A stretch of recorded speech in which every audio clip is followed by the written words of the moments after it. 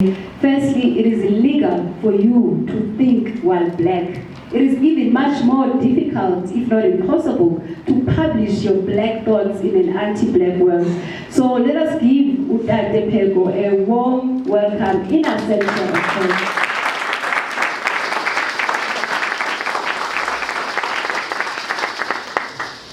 Now for Indobukas seated in front of me. Mepego is the daughter, in fact the eldest daughter of Dr. Pego. She has agreed to stand in the shoes of the giant, which is her father. You can just tell from the expression on her face that it is quite a momentous task. But we believe she is the blood of Bao Pego. Therefore she will carry this mission with the necessity and seriousness it deserves. The Africa journey. Can we please welcome Umama Wetu Mepego?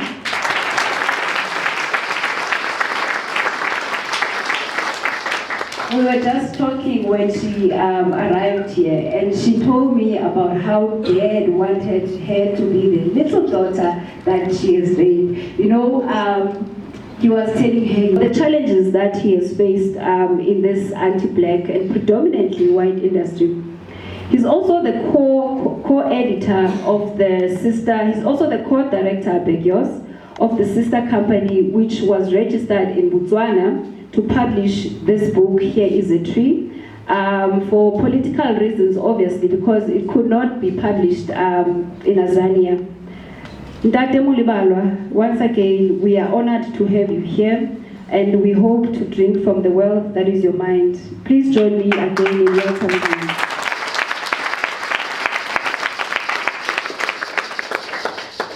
So, I'm told our show must run for approximately 40 to 50 minutes, probably an hour. If you think about what it means to be raised Ma-Africa, you would understand, for example, why today we don't have a strong presence in the political discourse of narratives that speak to the role that was played by the Pan-Africanist Congress, whom Robert Mangaliso and his colleagues founded. Secondly, we do not have Ma-Africa a space to try and reimagine what it means to be African, what it means to be black. Because all those ideas whom Sobukwe and his colleagues have written about have been taken from us, they have been hidden from us.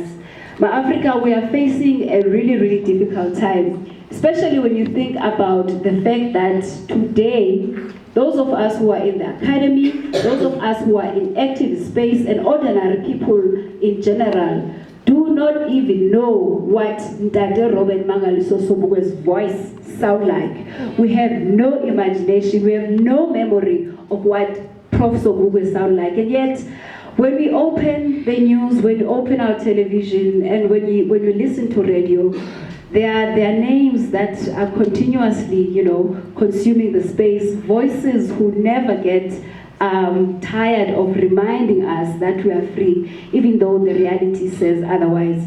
So this conversation, rather, is here to provide, firstly, a context in terms of what is really happening to us, those of us who are centered in Africanist thought, those of us who believe that Pan-Africanism has a legitimate claim in the lives of, Africans.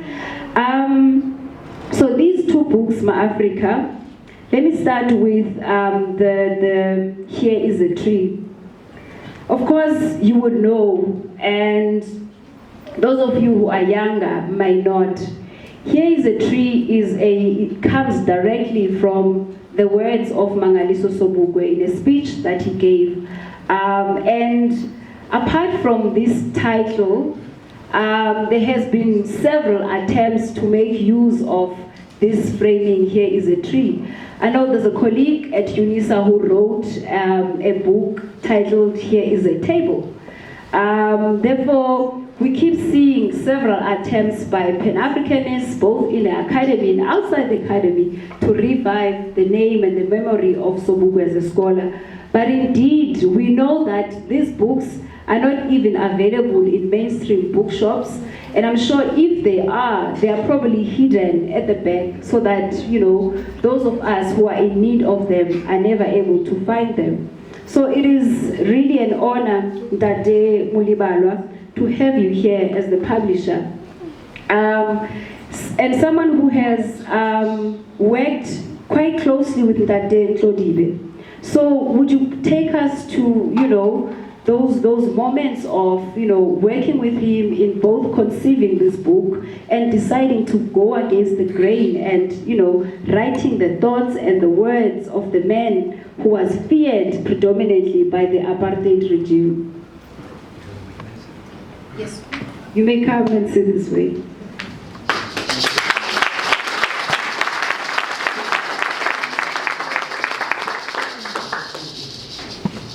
Thank you. I thought I must sit here so it could have a glimpse. Must not struggle to see me, neither should I.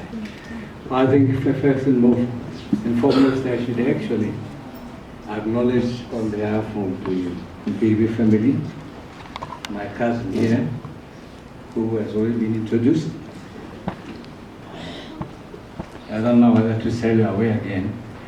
Dr. Muroma Disere, but I normally encourage double barrel sayings so that you become Muroma Nkridi Disere, because that suffix always disappears if you want to change to another.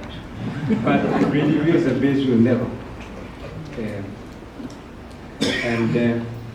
Thank you very much, Cassie, for having me. You'll also recall that since they were in exile, she remained in Botswana, and she's here since the passing of our Rakadi. Rakadi is not an aunt. People do call her. Rakadi is a sister to my father. That's why it's a cousin. And then aunt is a sister to my mother. That's quite closely. So umzala. And also to acknowledge in absentia, Simon Paul, a co-director of Century 10 Botswana, a company we formed in Botswana for reasons alluded to already. As we could not then publish the book in South Africa when the PC was banned, and others, they also call us others. So we had to do a plan to make sure that the book is there. Before I also come there, I think I must also acknowledge, on behalf of the Paul family, Mutloholo. Mutloholo is my sister's child, I guess. Yeah, Lebu. Their father could not be here because of the sudden change of time. Otherwise, it would not suit him well for driving at this time of the night. So Rebo has apologized not coming. We are happy that he's here.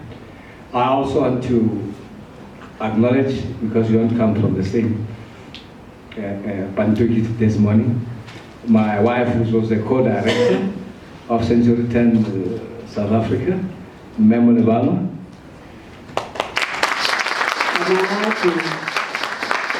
And she also is accompanied by my daughter, Sulu. Thank you for having brought your mother here and your Rakadi, not your aunt. Thank you. I think I wanted to start with this. My sister, thank you very much for having made it on behalf of my colleague and brother and uncle, Dr. Pipo Mutsoko. But as having said so, I'm pleased to speak to you. Actually, I'm privileged. Your question, maybe I could have forgotten because it's long ago, but you seem to have said I should take you through how we got to the book. But this was a very big challenge in those years, in the early 90s. Dr. Paul, the father to this Motoholo, had a zest to go and hunt for that Ndwiji. In South Africa, he felt He had a zest. Because that boy has married my younger sister. But felt so attached to the family. He said, I'm going to look for this person. Whilst they were really blood related to us more than himself. But he went on a Christmas weekend with his wife. Rakhadi because my own sister could not also be here. He went there over that weekend, searched through Botswana, because when he went to Botswana, he would never say, I'm going to see the lady, where is he? Therefore, he will always be saying, we're going to Muchudi, where my grandmother and mother originate from.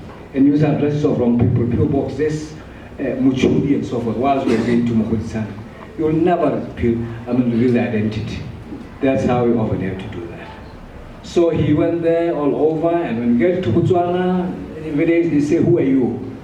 How do you know really you have to include as well, because he was a diplomat and also under the guard of Botswana. So you could not just get him easily. As you know, what our rule was when they were in exile, also receiving all these young fellows who fled the country and channeling them through their channels for training and so forth, abroad and so forth, and in African countries. So you could not expose them, lest you'll be molested like those that were molested at Gaborone, because maybe they were slightly careless, who are not our members anyway. We'll talk about that. So ultimately, therefore, the Swar Saga got this Rakhadi, and they were happy to see him, the family. Some of them were very young, but he was happy to have come with them. Having wanted to search for that Nkridibi because he had heard that Nkridibi has lived and worked with Sobukwe and others who were in exile, others in jail for many years, because he was in the secretariat of the PEC for more than 30 years. He has been to many countries. You can read his biography. I mean, his CV at the end there. Too many countries here and there. A vocal man, a former teacher, as you know, and a journalist. He worked for many years. As a journalist, he wrote for this place, Fatherland and others. He could speak. When he speaks Setswana, spoke Setswana, he would speak it as though he knew no other language. Same as when he comes to Africans, you think he's an Afrikaner maybe. When he's speaking his West, it's a black Englishman with accent of a black African. So Nkridibi was also a correspondent, as I know, of some overseas newspapers who kept the international world abreast of the events in South Africa before the so-called Kwadeza issue. I don't know, I told Mzala that she must not sleep.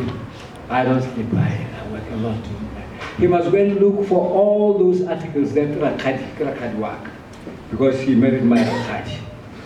Those articles which he wrote for European countries, because it gives us a true reflection of our history during that time, over those years before we get to.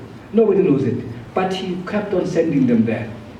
It was a German company, newspaper or something, and others, because every day, when we get to Botswana on a Friday evening, you find Nkridibi is not there, because he trusted too much his mind and his legs. No taxis and lifts. Traveled the whole from town through foot, and having a big bag of newspapers. He collects every newspaper, Father Rubant, whatnot, every day. I thought he was getting newspapers for free from the newspaper shops. I know he was paying for them. Every day. Then he'll find us there about 9:30 to 10 o'clock. Sometimes a little tired or a bit soused a bit, and greet us and welcome and eat and say, talk to us, then he goes to sleep. But 5 o'clock every day, Nkridibi is on the table, sober as a judge, beginning to read newspapers. Every day, I'm saying every day. To give the international world the status of South Africa then. So I think Mzala will try to get those things. Because it's not about biography and Nkridibi, it's about the history, which has been lost during those years. About Nkridibi, in writing this book, as I already explained, it was difficult to do so. So after getting to Nkridibi, reconnecting the family, I'm thankful to Swarzaga, who's not here, that he made sure that the whole Mulabala family, from Hammarskalk, Pretoria and elsewhere, had to go to Botswana. And I think we ultimately converged there when Mutuala Dr. Exile had just completed her junior degree in America, and we went to journey. Okay, you are still younger than that. I think I was also younger than that. I'm not sure. But that's how it came about. Now the major thing, focus here is how did we get to write the book? Repo Swarsaga had to headhunt Tatemkilibi because he knew and heard that he's got a lot about the knowledge of PC and Sobukwe. Then he sold this idea to him. Can you write? And we said, yes, I've got a lot of material. Then he drove me to say that then we can write. And then we interacted. That then can you write? Yes, the idea is good. I've got material, I've got this. Though I've got to get other things in material, photos and so forth, from the renowned photographers of South Africa who are prominently Pan-Africanist. So he got all sorts of. Then ultimately, from about 1990, it took us almost 5 years to have the book, at last, published. So with the patience of a camel, I kept on going to Botswana now and then. Sometimes at the end of the month, Braketi, that's how he called me, although he was to me, Braketi, because Banawan is a Braketi. Come and fetch the finished chapter. And I get there, the Friday. When I get on Friday, he said to be away, because he was going to referee a match somewhere about 300 kilometers away from where he stays, because he was also a sportsman. Then I'll come back empty-handed, without a chapter, and come back home. But I kept patience. It took us so long to get the book. It took us very, very long. But ultimately we got it. All the manuscript completed and I had to come and print it. But because of the fears that I've already alluded to, we had to register a company there, whilst we have a holding company here, and make sure that the book is, we get ISBN number, Botswana serial numbers and like that, because you couldn't print in another country unless just for printing purposes, but for restoration. So we did have, and it is the only book that we published in Botswana. And then it was printed here anyway, by a paper of South Africa next to ISCO. But ultimately we got the book after 5 years or so, and in 1995 we launched the book in Mabopane, where we invited our former late president, Charles Makwetu, the Sobukwe family, where, that was in 1995, where we committed ourselves to say we'll empower ourselves. We'll publish the books ourselves. I'm a very jealous lover, very, very jealous. Just that I've not killed anyone for any interference or crossing. But what I'm trying to say is, I've said all the authors of Setswana, the Redefining and others, all of them, their books in terms of the white man's rule is that Publishers Act of South Africa. I don't know what the date is. If I write a book at my age, and I've written many, if I write a book now at my age, 73, I'm 73 years old, full, I don't have, full. And the Publishers Act says I will hold copyright for the next 50 years, and then after next day. And they know if I submit my manuscript to them today, the book is published tomorrow and I die the next day, I'm not there for 50 years, it becomes their book. That's their ruling. That's law, operative law. So I said, not with my books. They rather wrote somewhere else. Because the first book I wrote, short stories, in 1994, called Le Chocolat Sailor, you know, by the grapevine, something like that. Very nice stories, I think.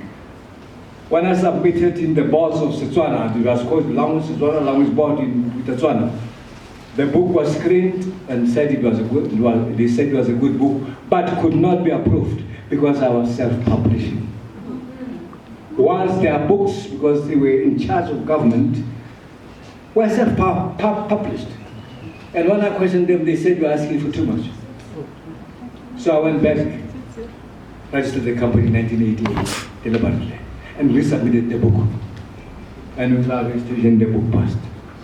although it was prescribed since that day, only once and never again, for good reasons. I've subsequently written many, many more. With a lot of money, perhaps that my little patients pumped into those books that you see I'm promoting there.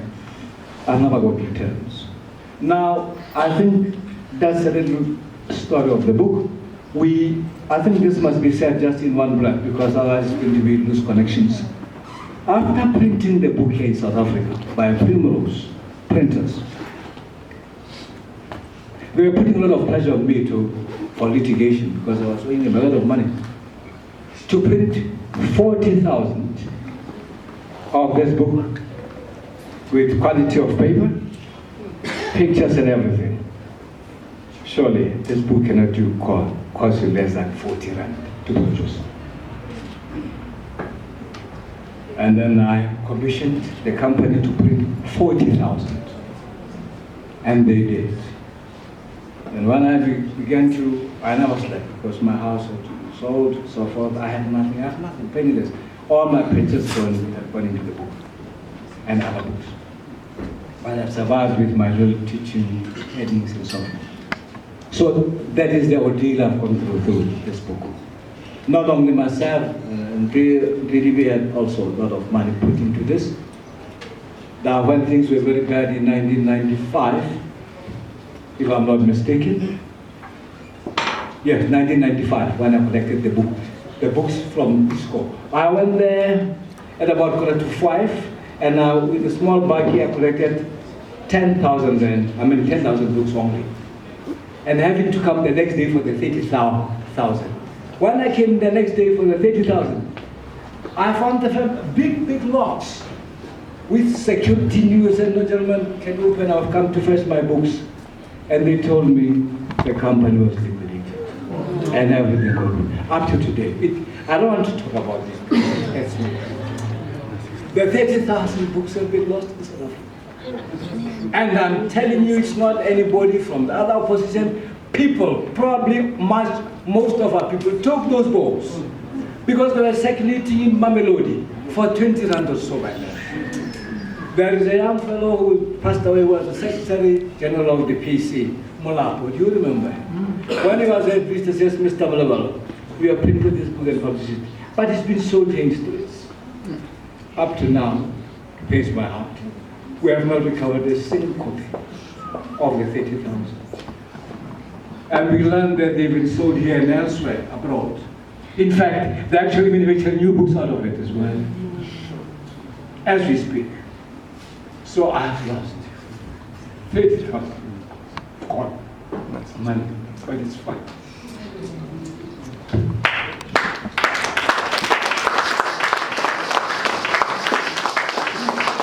Being that as it may be, out of the 10,000, when we had our first conference in Braamfontein, I took about 2,005 books to that conference in Braamfontein.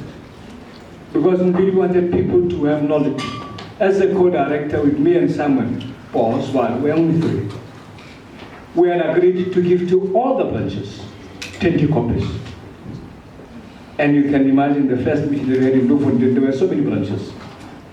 And I gave to each branch 20 books.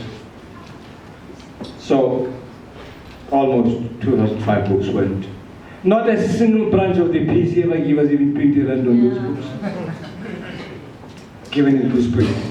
By the end, the MPP said, they read, it's good information because he's a teacher. He was happy. He also carried a lot of books in his bag and gave to people. And because people could not buy PC books and the philosophy. Very clever as he was, there was another book written by this fellow who wrote a lot about Mandela.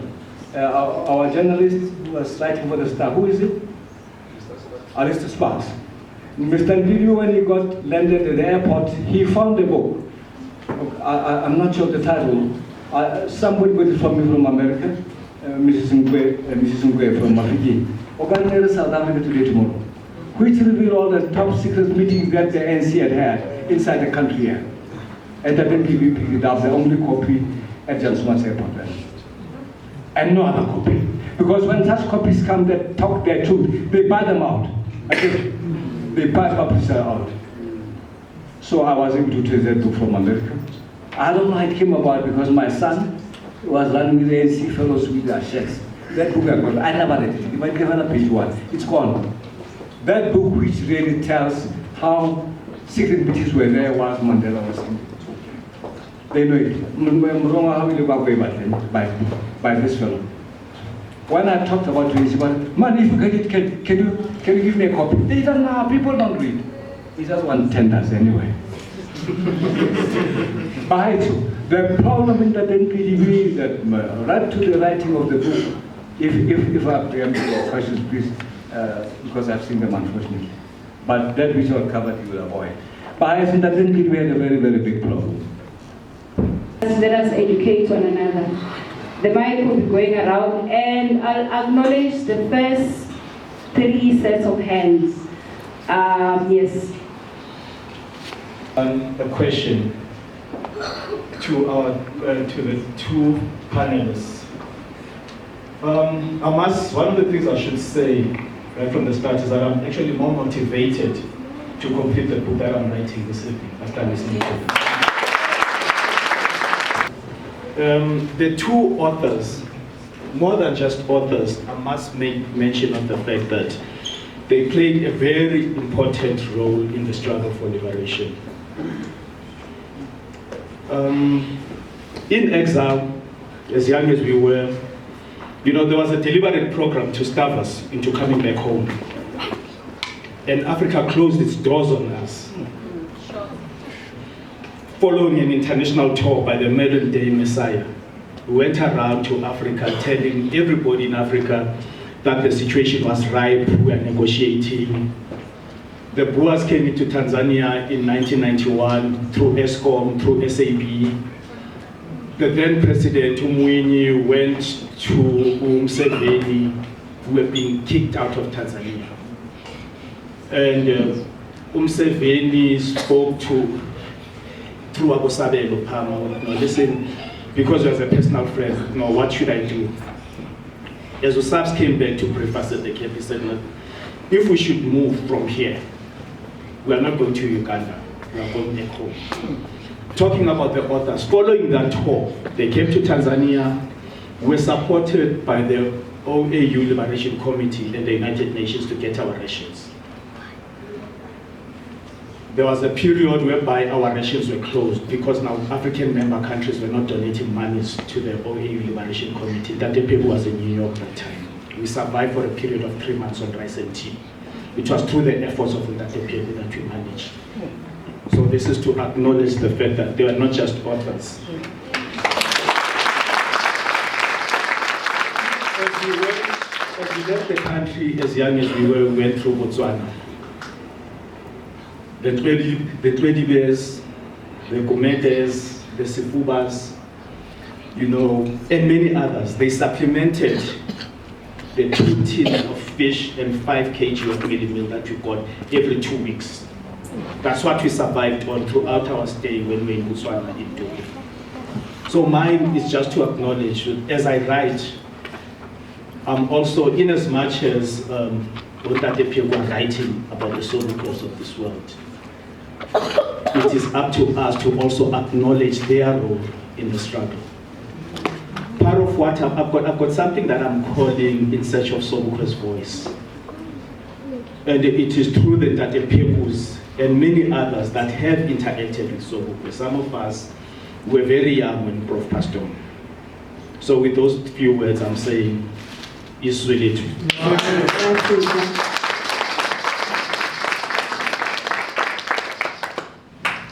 Ravi Tuguriva. And I have 2 questions. One question is to Uma. I heard you referring to the term roadmap. So you spoke of the roadmap, and you use it repeatedly. I'd just like you to please elaborate on that. And then another question I have for both of our guest speakers. So I'm of the opinion that, although I'm not discounting what anyone has done, but I'm of the opinion that we won't vote ourselves into power, into liberation. We haven't voted before, it hasn't happened at this point, and a lot of people care. It's in the consciousness of a lot of youth. The emancipation of South Africa and Africa as a whole. It's in the consciousness of the youth, but we're not 100% sure what to do. Just high level, what are your thoughts on what to do to emancipate ourselves, and where can we direct all this effort? Because there is a lot of effort, and yeah, thank you. Thank you. The last hand. Oh, he's moved. Molweni Afrika. Izwe lethu. Africa. Kamalangur Tuli from the Black House. The main thing that stood out for me in the two books, I don't know where to start, let me try. But more than that, I think I wanted us to move closer. I had in mind, how do we make, because also I think I find it rare where Sobukwe and Biko are brought together and they are kind of forced to have a conversation, a dialogue, because I believe that they are two sides of the same coin. In the book, there's a beautiful part where actually Sobukwe himself relates how even before there could be a successful campaign against the past, he says that when a person doesn't carry or doesn't feel the weight of the past in his pocket, he doesn't feel himself. And he says there needed before that, for the campaign to be a divorce from the mental slavery. Right in those words, I see Biko, talking about, the most potent element, the most potent weapon in the hands of the oppressed, of the oppressor is the mind of the oppressed. So I see Biko and Sobukwe having a conversation there. I think that's one part, and another interesting part that I think Mampeko had raised it about how Sobukwe was an interpreter of history, but also a very accurate interpreter of history. He went all the way back. Didn't start with the people we know to have gone to Robben Island, and it's true that the people who began the work, engaging Abelum against with resistance against their assault of coloniality and colonization, go all the way back to the kings, Amakos. And so again, to relate it to our times now, we hear this idea of land expropriation, of land compensation. So I wanted us to kind of grapple with that as a concept now. What is expropriation? Is it framed within how we know how we relate to the land? As the indigenous people of this land. I hope I was able to make those two questions clear. If they're not, then maybe someone can say. Izwe Africa. How do you mind emancipation? Because you hardly know how you got into that yourself.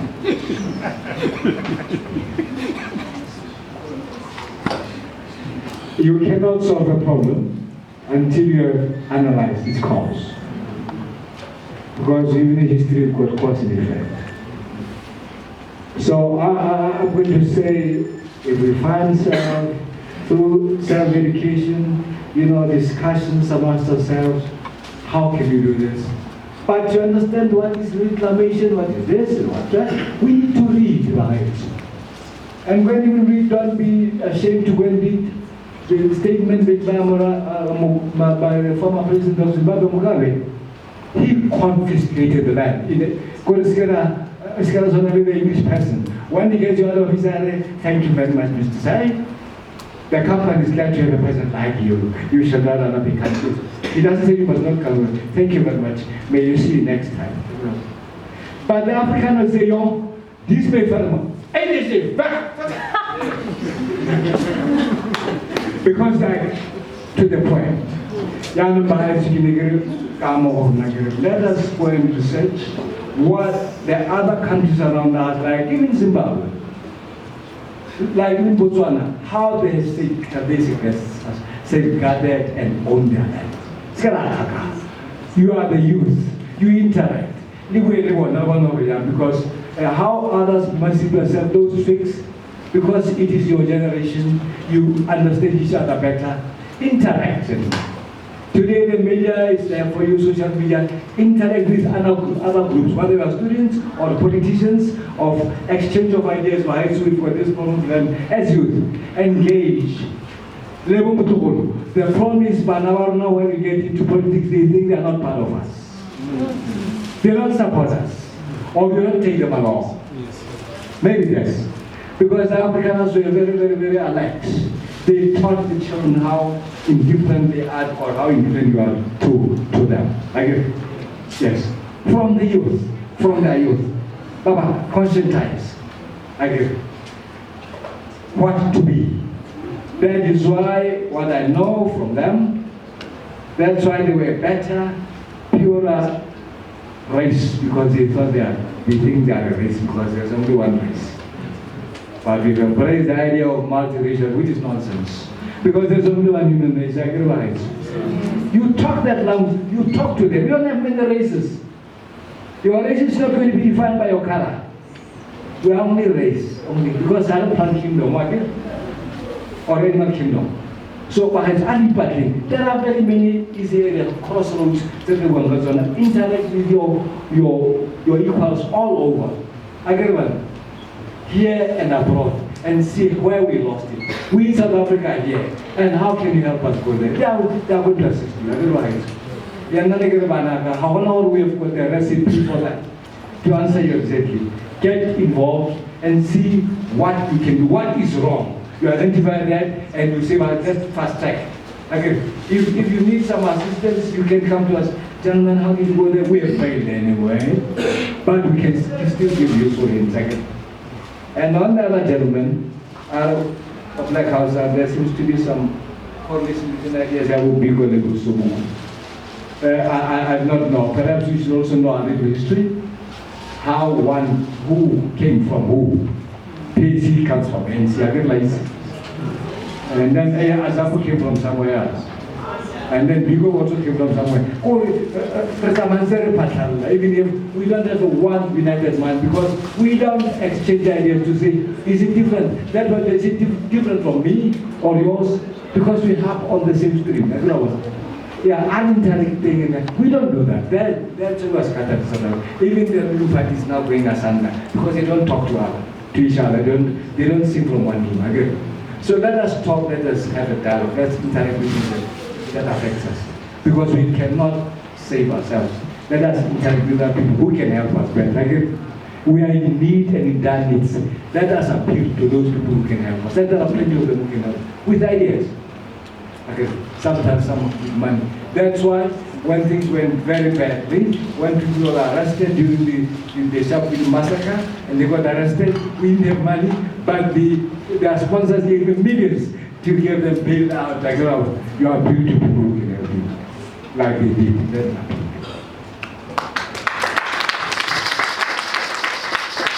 happened. The thing I want to say is I am personally impressed by Mda Lembede Sobukwe. These were young men. These were not old men ready for retirement, who had taught and were now retiring from the education system. These were young men in their 20s going into their 30s. Yeah? And so we have to study what was it about these men that provoked their thinking so much that they would come together, they would write and discover what I call a roadmap. If we look at a point in history like the Program of Action of 1949, this was a revolutionary document. It speaks of removing ourselves from white domination. What is the context today of white domination? and white supremacy. What can we learn from that? What are the lessons that we need to pick up from that? They're saying that we want the right to self-rule. What does that mean? Is it through the ballot? Is it through another process? Do we need a new political imaginary to imagine a new way of doing politics or doing nation building? So I think that this generation has to start rethinking by learning from the lessons from these guys. So they have laid a roadmap and a foundation. We can either follow what they have said, or we can transcend. We can transcend, we can find new tools, a new language. I mean, we are still speaking about monolithic, huge words. What does that mean? What does that mean to your peers today? Does it mean anything? What does socialism mean today to your peers? What you know, the discourse, the language, the paradigm, we need to contextualize it to today. And this is what these guys did. They worked with their context, yeah? And they found words to speak to that context. What are your words? What are you saying to your context today? Yeah? So we have to find that. That's your generation's responsibility to do that. We've swum in the good stuff of Lembede, so you guys must take the stuff forward.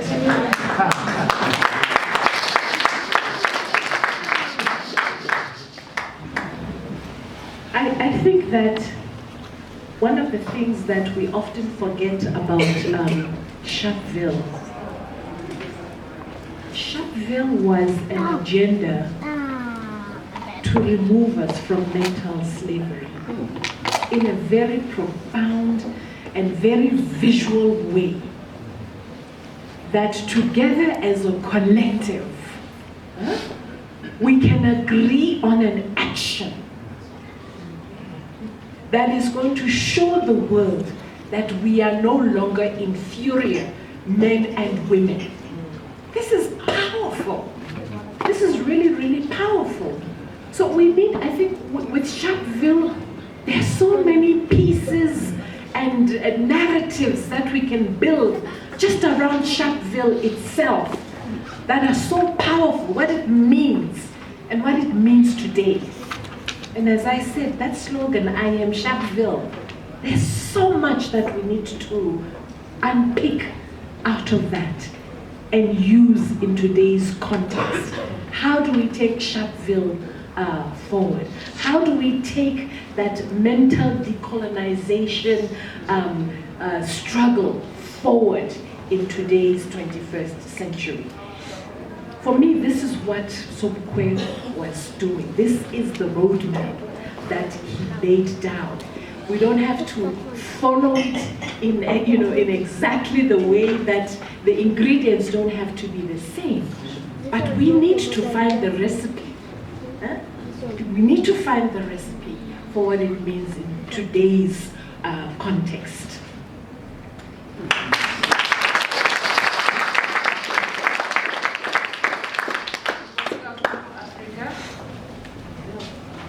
Relate to Africa. Yes, we're thankful we are now having these conversations in Johannesburg. These conversations we used to have prior SOET. Remember Pagla Holo, DOCC. So now we're glad we were covering ground for Africa. Yes, this relates to education. I think the mistake is that we are looking at other people to bring solutions to our education. The education is within us. We are the educator. All of us have got all these wonderful degrees, we name them all, these books that we've written. And yet we still say we are sending our children to institutions that will never teach your child that will never tell you how great you are. And yet we still complain about education, hey, the ANC education. Who do we blame? Genuinely, who do we blame? Because the blame is within us, it's ourselves. You can't say somebody else is supposed to educate your children. Our children don't want to go to study to be teachers. Because they think, your education is inferior. If we can't educate our own children, who's going to educate our children? The same people who oppress us are the ones that are going to educate our children. Think about it. What are they going to teach our children? Right now, there are more institutions of learning. And us as black parents will take out our money every month to send our children to these institutions of learning. I see more African children carrying books in their bags every day. And when they come back, when they're adults, they don't even know how to first clothe themselves, put roof over their head, and mainly food, how to even feed yourself. That is very serious. Because we only put one focus. What are they going to learn? Where are the role models within us who are going to say, yes, we can make it even without education? Write a book, create a story for somebody else to read. Do we have that mindset? No, and yet we continue to blame others. Education is amongst us. We are education. Yep. We can teach our children from school. Some can say, yes, maths. 1 plus 1. Who doesn't know A plus B equals to AP? If it is for that matter. We read books. We know Imhotep. We read books. We need great philosophers. Yet we can't teach them to our children. We wait for other people to do it for us. Are they going to teach you how great you are? How? My Africa. When we leave our community mothers, who are the greatest educators, who would come and create for us the essence of a language, African language, through beads, we don't consider that as education, because we look for other people to educate us. They are not going to come with systems that are going to liberate us. You understand, daughter? We learn these things through looking at that. We've got ancient libraries. But we pass through them and we say no, because they don't wear these wonderful things that we find from labeled things. We pass them aside. We don't think these are the great knowledge and these are great philosophers. These are the people who sit and still continue to liberate us. Those are the people that we're supposed to be seeking guidance and guidelines. Where are we going? What kind of wars have you fought? What kind of struggles have you gone through? We must learn from those people. Then we can make an essence to say, okay, yes, Africa. We need to be able to carry forth from this and take it forward. I don't take my children to the normal system of education. I take them to the higher learning system of education, which is the education system, the Imhotep, the foundation of greatness, our greatness, because I know how great we are as a people. I know it for myself. So my children must learn from me. I must teach them that how great I am. So they know very well. They know maths, yes, they know how to read, yes, they know how to do all these other things. But they must seek for greater themselves. What is it that we can do beyond? Then we find what our children are interested in. They're geniuses. They want to invent cars. They want to invent these great things. So we need to be able to assist them to say, if you've got a talent and you want to invent, how do I then help my child to be able to carry their invention forward? If one is a sports master or more sports masters, how do I help my child to be able to excel in maths without having to go and obtain a degree and be honorary this and honorary that? That's not going to take them forward, because when they come back from there, they still go back home. They don't even know how to feed themselves. They don't even know how to clothe themselves. They don't even know how to put roof over their head. Really, it's a fraud system, and we have to blame ourselves to say we assist our children in this fraud. Thank you, Africa.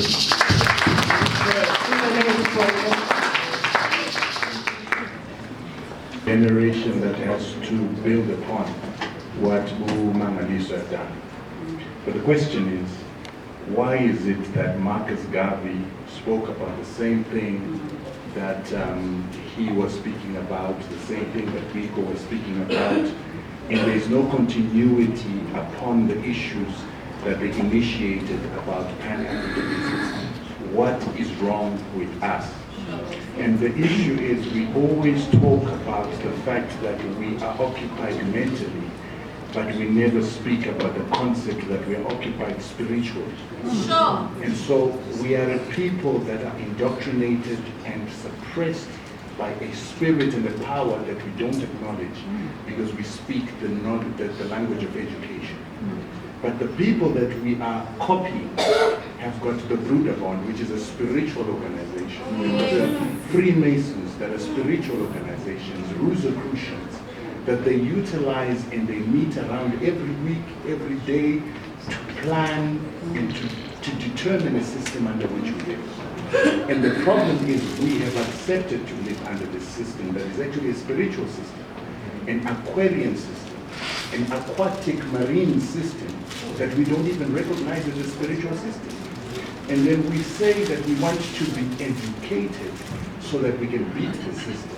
Yet the education that we've been given is incantations, spells, and methods of the spirituality making itself stronger, and we don't understand it. We started the first writing systems 3,000 years ago. Where are those writing systems? People who came after us and started writing and reading 2,000 years after us gave us the letters, the numbers that we must use. And now we've got professors, we've got robotics engineers, we've got Harvard professors that are black like us that can't create anything in this world because they are using incantations and spells to learn and speak and create a system that continues to suppress our spirit to make this aquamarine spirit rise over us. Our spirit is a life spirit. What we used to create life. We never used to create death. Now we've got a system where we shit in the water that we drink and then we say we are technologically advanced. We have cars that are producing pollution that continues to make us sick and affect our minds and narrow our third eye from opening. We've got to change that. And that means that this generation, to continue from where our ancestors left off, have to look for the re-education. What is the letter system? What is the correct number system? Because I don't believe that the number system that we're using right now is correct.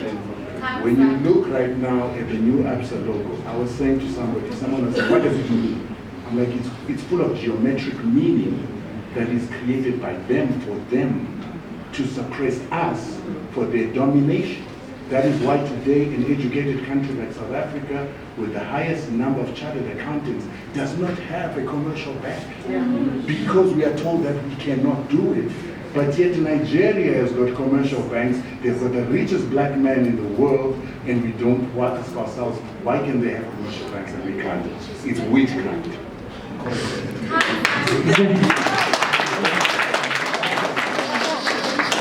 And so what this generation needs to do is, as much as we need education, let's redefine what education is. It is not the degrees of science that we're getting from their institutions, because they are narrowing our mind, they're killing our spirits, and they are giving the power of the spirit that informs them power over us. So what is this education that we need? That's what we must redefine. What I will say is, I'm pointed as well. My name is Shonani Rabada. Originally from Venda. Then my question is based on our social, economic, and spiritual life, as the brother titled it. We are now placed between a colonial church and a colonial business, as we are staying in between. And then whatever we consume is the poison from the food that we supply and the poison that we get mentally. So the question is, how do we deal with neo-colonialism, of which we have enemies within our own camp more than the enemy has created? Because right now, the white man doesn't need a white man to destroy a black person. We are destroying each other through what they have created. So the question is, how do we deal with colonialists, black colonialists that were created by the system, and then how do we strictly support black business as a race? I understand we are a human race, but we are in fact a black race, oppressed black race in a true sense. So how do we deal with neo-colonialists who are driving us away from being ourselves? As African student movement thank you very much for giving me this opportunity. I just wanted to say that we really don't want the voice of Sobukwe. Let us keep searching for it and hopefully never find it.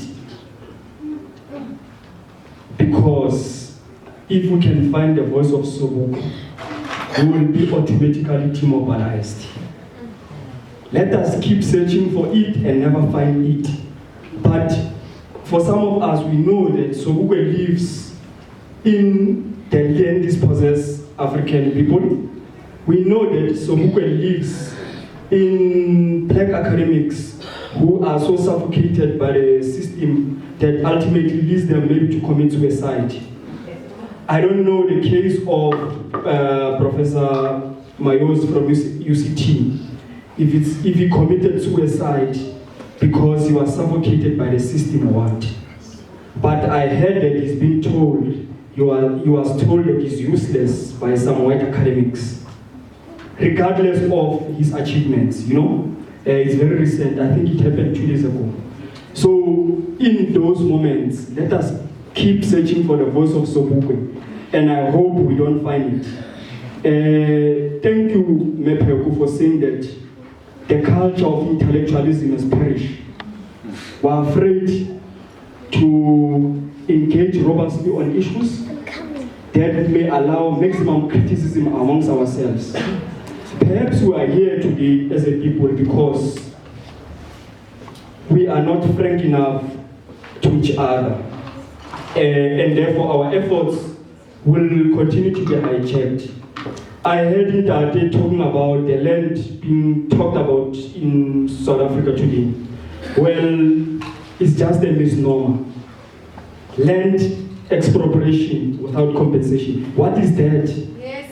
What does that mean to African land dispossessed people?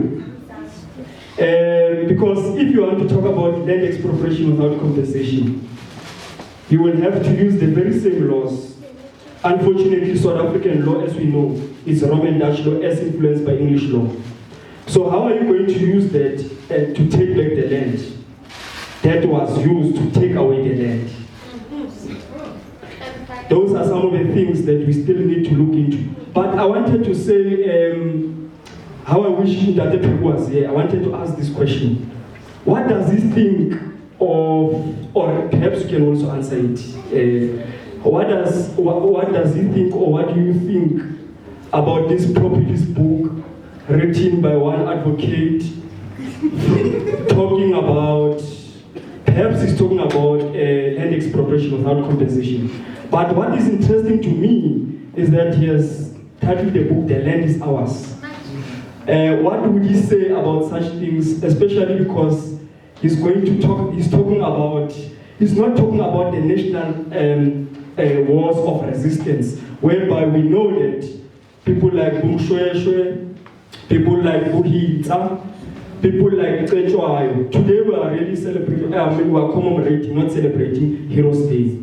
But we remember them, Bo Nehanda, Bo Nzinga.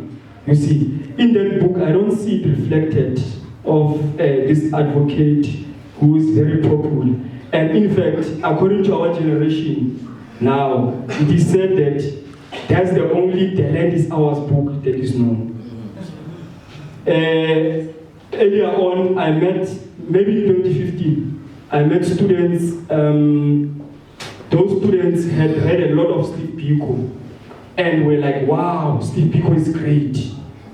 This is the person who inspires us. They did not know anything of Sobukwe. Later on, they would get hold of speeches of Sobukwe and some things like how can men die better, so on and so forth. And then they were no longer saying wow, no. They were like, yo. You see? So I'm trying to say the descendants of our process to raise questions or participate. Can I get a resounding isolate if the House supports that? Isolate. Come on, let us continue. My brother?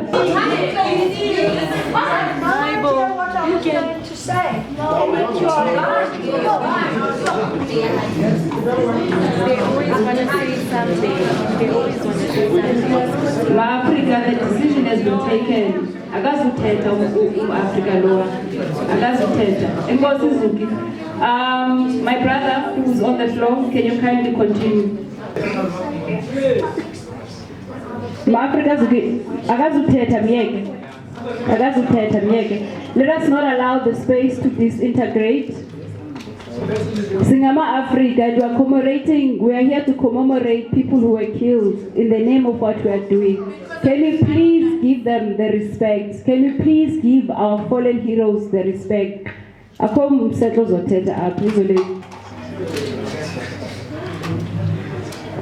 that was weird.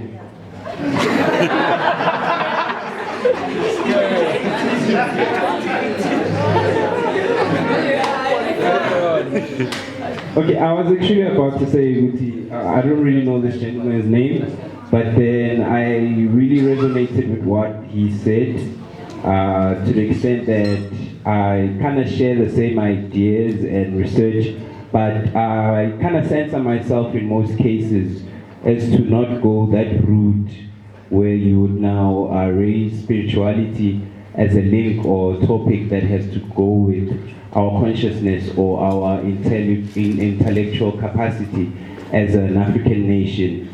I'm currently working on a body with a colleague of mine who's here, and the book, I wanted to ask a question about that work that we're busy with, because we kind of had an idea of tackling this information age with a relevance that would communicate with the youth, and it's I call it Zen. I feel like we are Zen enough to ignore the topics that are really sorry, there must be really a spirit here.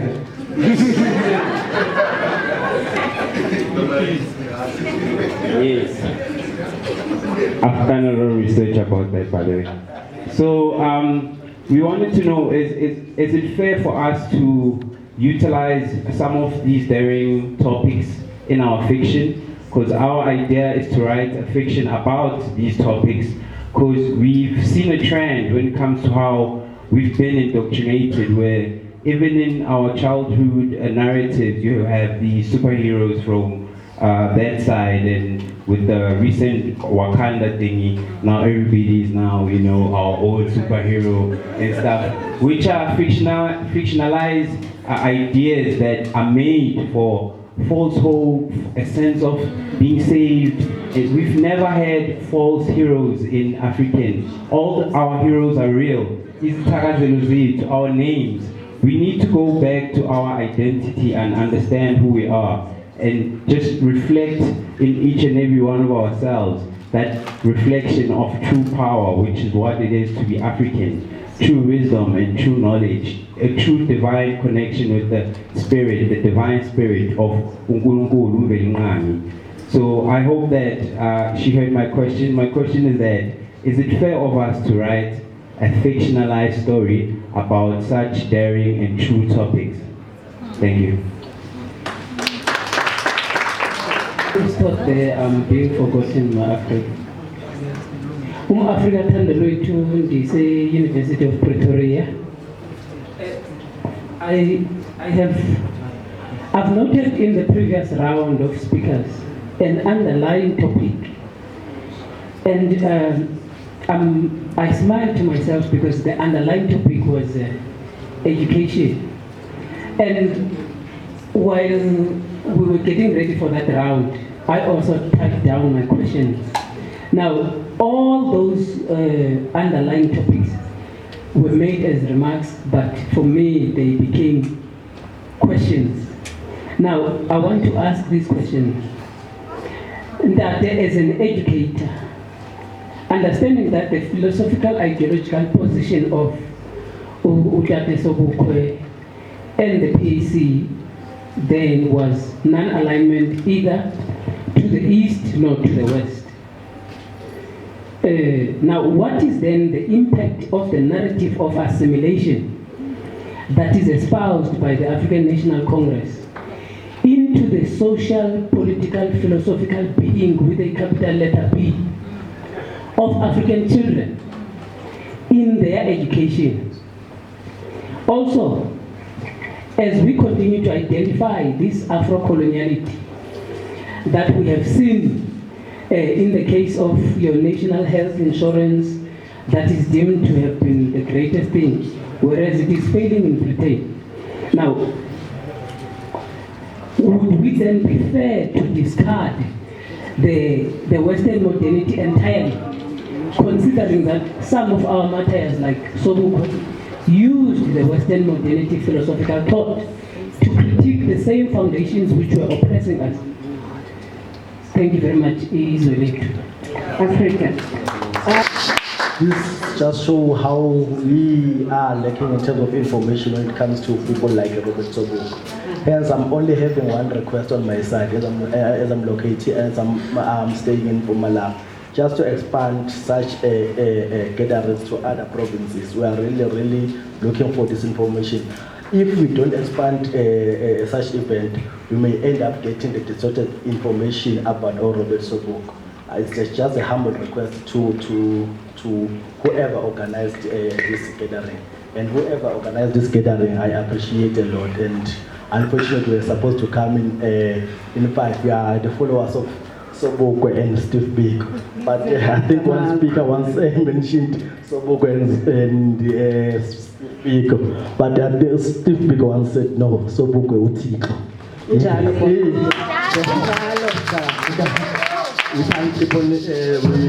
We won't put them on the same level. Yeah, I would say so. Maybe one after, I think the panelist has covered me, especially on the land issue. What Mess is saying is like, I'm living at home with my parents at the back room. Every time when I come back late, I'll find my food next to my bed. And that food belongs to me. I won't ask and say, is this food belongs to me? So that's what is happening on the current government. They are doing a consultation of how are we going to take back their own things. Actually, they were supposed to grab it back, not even to do that public consultation that they are doing recently. Maybe one also needs just to acknowledge that we are in this situation in this country because of the CODESA outcome. We can't run away from that one, that we are in this mess because of the CODESA outcome. I'll be brief, since I have also submitted my request in terms of expanding the event. But recently, we've heard disturbing news about our country being loaned by China just to rescue our own ESCOM. And this thing, it was mentioned by Robert Sobukwe in 1959 in his inauguration speech. He foresees such event. And this condition that came with this loan, I'm telling you, I'm a civil engineer by profession. But in few years to come, I know very well that Chinese will come and do our infrastructure in South Africa because of the conditions that is attached on that loans. That's how our government is treating us as the professionals. We end up doing our loans, knowing very well that the thanking the organizers of this. Firstly, Ubabu Helebi, the owner of this place. There are a number of places that seem to compete with him, and they are called exclusive books. And in any normal country, the Minister of Arts and Culture would be here. But because it's not a normal country, they spend all their time at exclusive books. So Raulebo Handati, as usual. The second thing I need to really thank Kitomega for taking the time to get this book on Azanian shelves. It's been a long road. It's been a very long road. As you can notice that I'm double the age of most people in this room. One time I was traveling in Manchester in the UK. In a very small bookshop, I found a copy of Here Lies a Tree. One copy. And it was being sold at the princely sum of 1,400 rand, converted. Yeah. And old people like me don't have too much money, but I did sacrifice. I got the book. So thanks for bringing this book to this place at this time. Rauleboha on behalf of the Redefining family. And then Kibweli Ausmuhao. All I can say is that you are your father's daughter. Yeah. And I think that's the best compliment anyone can give you. Your exposition of the land question in the last 5 minutes. If somebody has taped it, just put it out there, because that is it. It's about repossession. Not buying. You see, if Joe stole your bicycle and he rides it off to his home, right? Before you can have a conversation with Joe, the bicycle must come back. Then you can talk about how many rides you can give him next week and the other day. But until the bicycle is back, there is no discussion.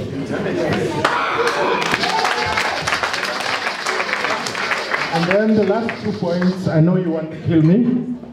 The last 2 points. Kenneth Kaunda, who was not the greatest of African leaders, but even he once said something very useful. This was after I wrote a book called Zambia Shall Be Free. And he was asked why he wrote the book. And he said, you know what? I wrote the book, I'm not a writer. I tried to be a politician. But the reason I wrote the book was Africans don't tell their stories.